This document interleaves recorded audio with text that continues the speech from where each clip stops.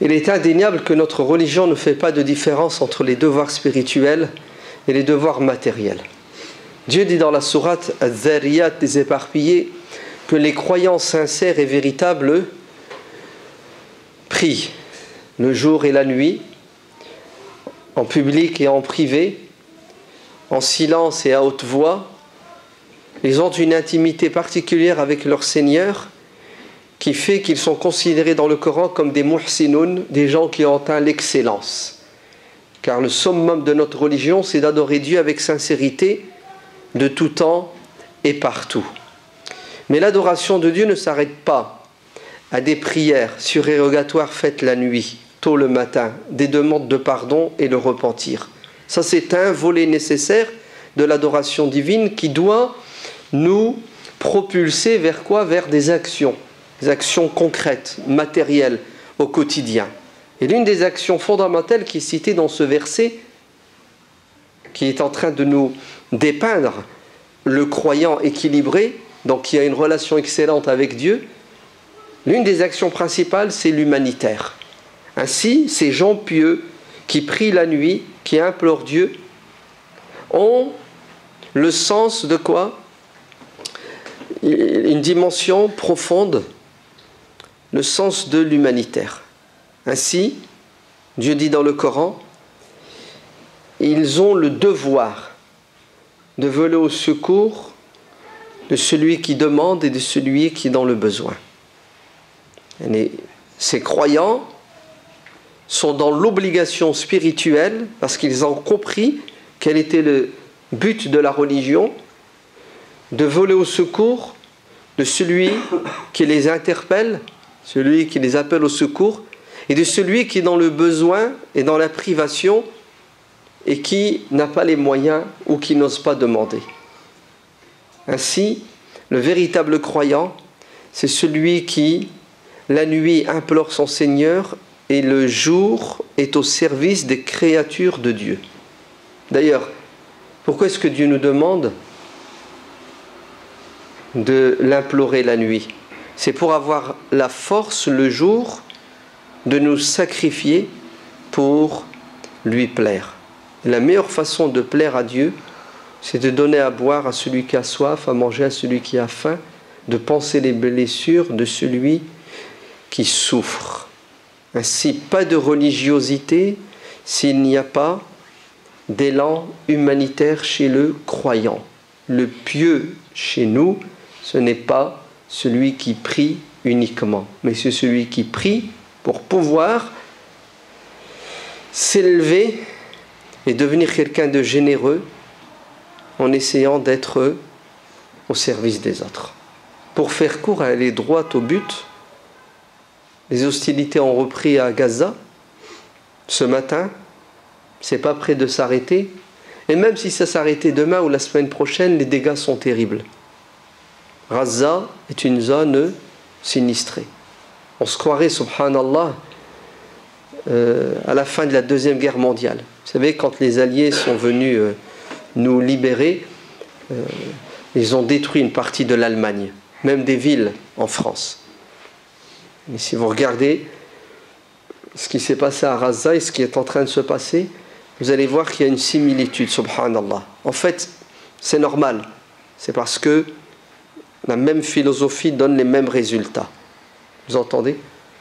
Il y a des gens qui ont des croyances qui leur autorisent et qui leur permettent de tuer les hommes, les femmes et les enfants, les animaux, la nature. Rien ne résiste face à leur barbarie. Ils n'ont pas de morale, ils n'ont pas de limite. Alors que dans notre religion, quand vous lisez le Coran, Dieu nous dit qu'il nous impose de quoi? De préserver, de protéger les églises, les synagogues, les couvents et les mosquées. Le devoir du musulman en temps de guerre, c'est de garantir la liberté à toutes les créatures. Ainsi, Abu Bakr as-Siddiq radiyallahu anhu disait, quand il envoyait ses armées, ne tuez pas les femmes et les enfants, ni les vieillards, ni les moines reclus dans leur monastère qui prient et qui adorent Dieu. C'est-à-dire, l'islam nous enseigne, quand la guerre nous est imposée, une morale.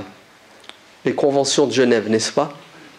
Sur lesquelles s'assoit aujourd'hui la communauté internationale, et en particulier les États-Unis, qui sont les premiers protecteurs et défenseurs de l'État d'Israël. C'est un massacre. 180 mosquées ont été détruites à Gaza. Vous entendez? En l'espace de quoi? De 3 semaines. Avec la précision aujourd'hui, ils envoient des missiles pour détruire la mosquée.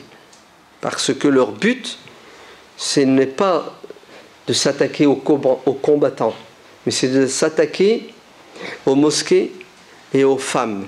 S'attaquer aux mosquées où les gens se retrouvent pour s'éduquer, pour grandir spirituellement, pour avoir la force de résister, pour ne pas se soumettre à la colonisation, à la domination. Et il s'attaque aux femmes. Les femmes palestiniennes qui, en l'espace de 3 semaines, vous entendez, 2000 morts à Gaza, en l'espace de 3 semaines. 2000 morts. Il y a eu 4000 naissances en 3 semaines. 2000 personnes ont été tuées et en même temps, il y a eu 4000 naissances en 3 semaines. Ainsi, il s'attaque aux femmes, il s'attaque aux mosquées et bien entendu, les écoles ne sont pas épargnées dans lesquelles sont réfugiés les opprimés.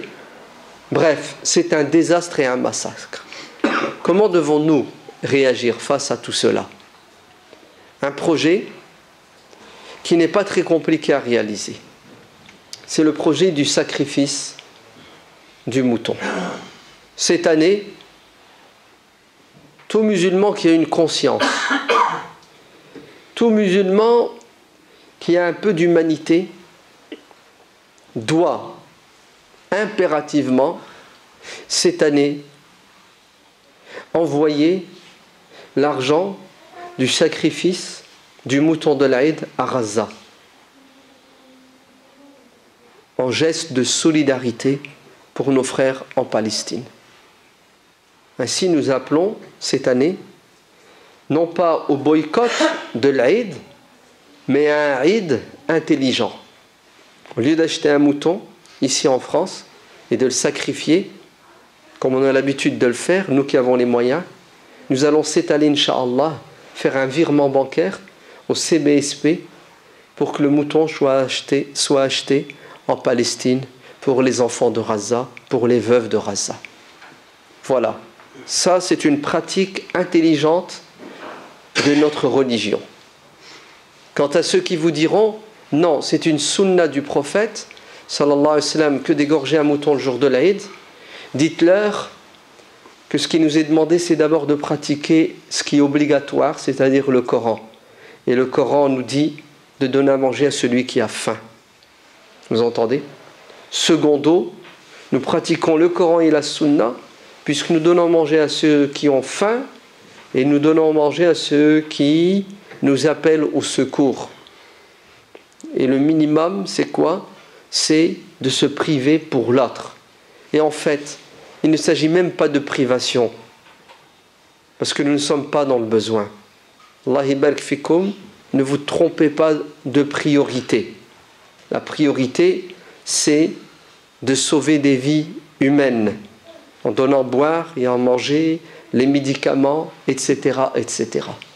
Donc le Eid de cette année, Inch'Allah, nous allons tous le fêter de la manière suivante. Virement bancaire du prix du mouton. Et un mouton minimum pour nous en province, c'est 200 €. La région parisienne, c'est 250 à 300 €. Vous envoyez tout cela et on est capable en France de collecter plusieurs millions d'euros le jour de l'Aïd.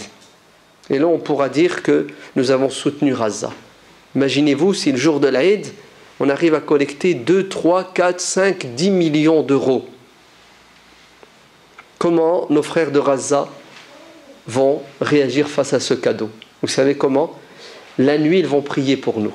Pendant qu'on dort, la nuit, eux, éveillés, ils prieront Dieu pour ceux qui leur ont permis de boire et de manger pour pouvoir résister.